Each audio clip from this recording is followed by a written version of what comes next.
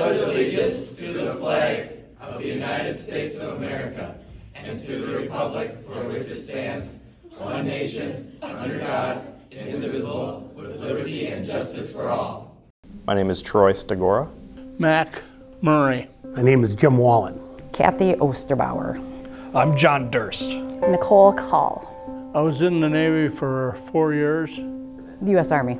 I was in for 8 years. I was in the United States Marine Corps. I was with the MP Reserve Company in St. Paul, and I served there from 2006 until 2011. U.S. Air Force. I served in the Army from 1998 to 2007. United States Marine Corps. I was stationed in Herbert Field, Florida for 4 years. It's about halfway in between Pensacola and Panama City in the Florida Panhandle. Did 2 tours in Iraq.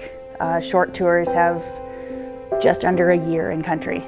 So I was in 2 years, and out of 2 years I spent about 13 months over in Vietnam. Washington State, and then I was in Germany for 3 years, and then there I went to Poland, Albania, Macedonia, Kosovo, went to Kansas after that, and then went to Iraq for a year.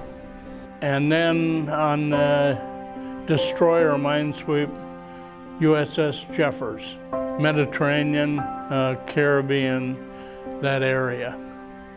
So I was in the Army Reserve for that time. Because of the conflicts going on, I spent about 4 years on active duty. I served in Korea, Thailand, Iraq, and Afghanistan. I had wanted to be a Marine since I was like 6 or 7. It had always been something I was drawn into. You know, seeing Marines in dress blues was a big deal. The Simpsons actually had a Marine in it, and I wanted to do that.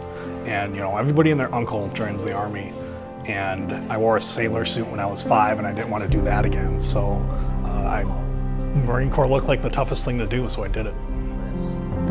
Originally I enlisted. I just wanted to get out of my small town, and then I was offered college money. So that's why I originally enlisted.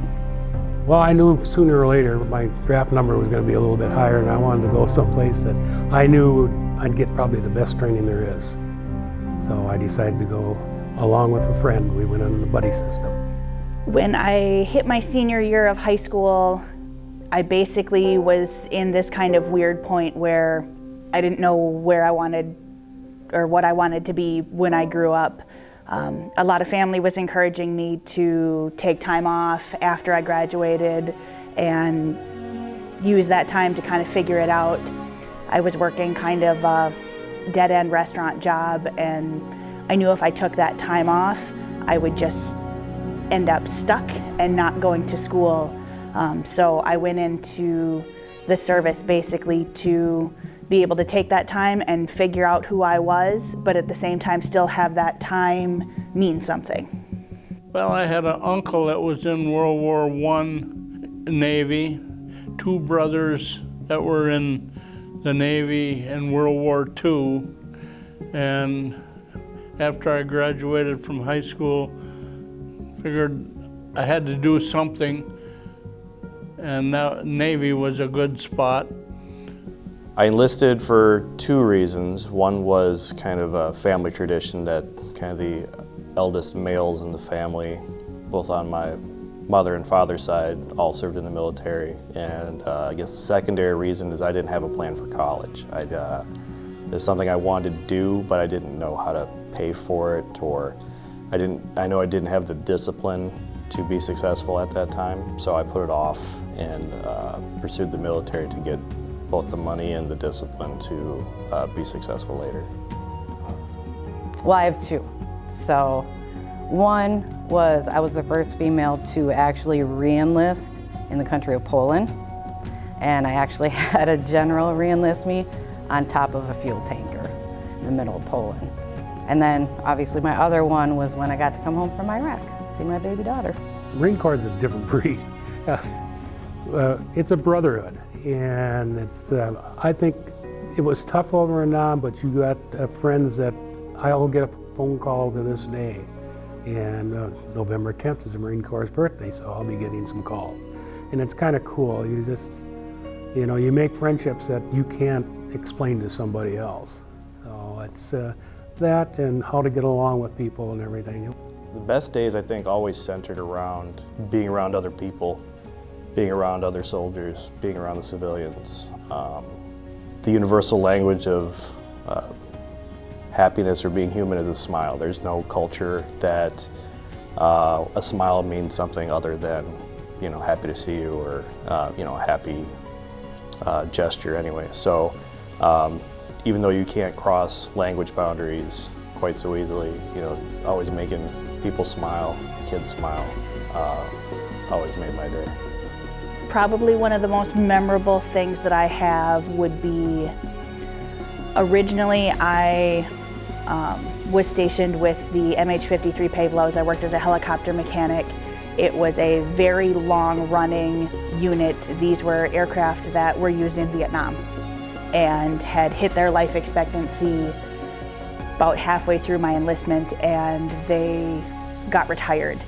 And we actually watched one of the original pilots, who was a Vietnam veteran that had come back as a contractor to do our test flights, fly the final aircraft out of Herbert Field to be retired. They went to the boneyard in Davis-Monthan, and as he hovered before final takeoff, he actually spun the aircraft towards the hangar and bowed the aircraft before they took off.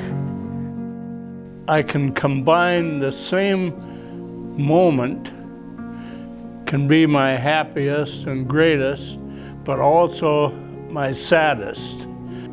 I was due to report aboard the USS Hobson.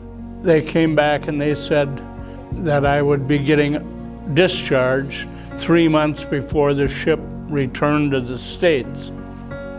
So I came home on leave, and while I was home, President Truman extended my service for 1 year.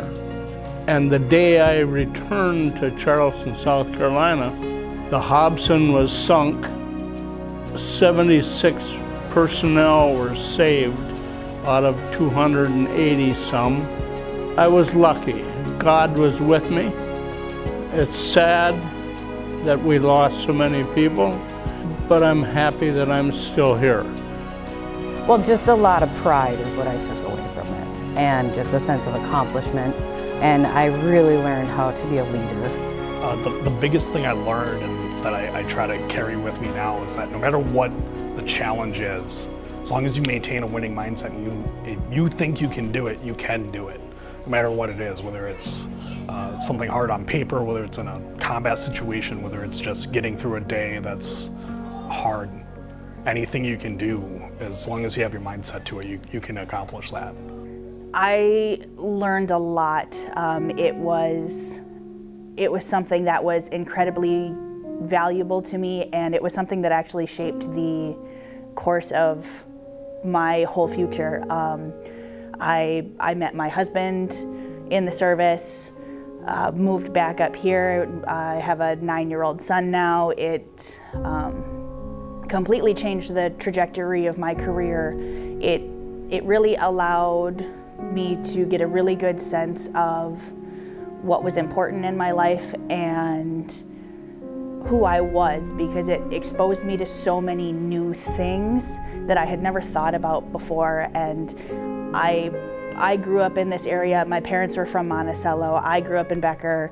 And so being able to travel throughout the world, the military sent me to 5 different countries before I turned 21. And so it taught me a lot about who I was simply just by having so many new experiences. How to get along with people, and when you go in, you're with all different types of people. I mean, from every walks of life. And you rely on each other, and I think that's where the brotherhood comes in.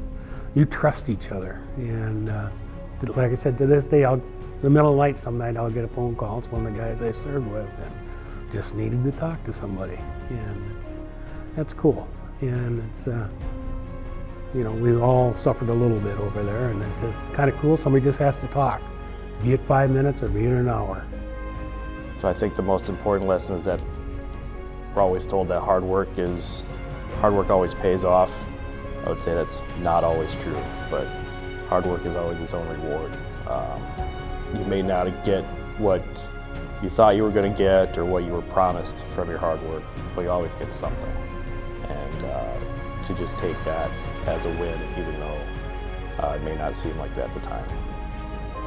I got into electronics, radio and transmit, and radar and sonar repairman. I got my education from the Navy.